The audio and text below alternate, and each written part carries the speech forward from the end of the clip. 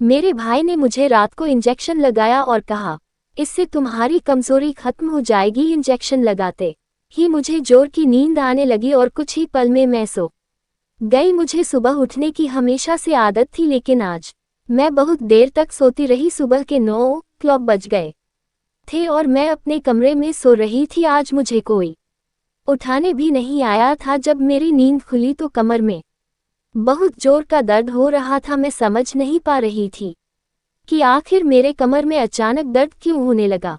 किसी तरह अपने कमरे से बाहर निकली और भैया के पास जाकर बोली, भैया देखे ना मेरे कमर में दर्द क्यों होने लगा। पाया मुझे अजीब सी निगाहों से देखने लगे और कहने वालों की क्या हो गया। मैंने कहा, गया मेरी कमर में बहुत दर्द हो रहा है। भैया ने कहा, ये दूसरे टाइप का विटामिन वाला इंजेक्शन था। शुरू में ऐसा महसूस होगा, लेकिन बाद में ठीक हो जाएगा। मुझे लगा शायद इस तरह के इंजेक्शन होते होंगे जिससे कमर में दर्द होने लगता है। दूसरे दिन भी जब मेरे भैया मेरे कमरे में आए तो मैं हैरान होकर उनकी तरफ देखने लगी। मैंने भैया से पूछा, आप मेरे कमरे में कोई बात है क्या? भैया कहने लगे, आज तुम्हारा कमर में दर्द हो रहा है ना, इसलिए मैं कमर दर्द वाला इंजेक्शन लेकर आया हूँ। इंजेक्शन को लेने के बाद तुम्हारा कमर का दर्द ठीक हो जाएगा। मेरे कमर में बहुत तेज दर्द हो रहा था, इसलिए मैं इंजेक्शन लगवाने के लिए मान गई। इंजेक्शन लगाते ही मुझे गहरी नींद आ गई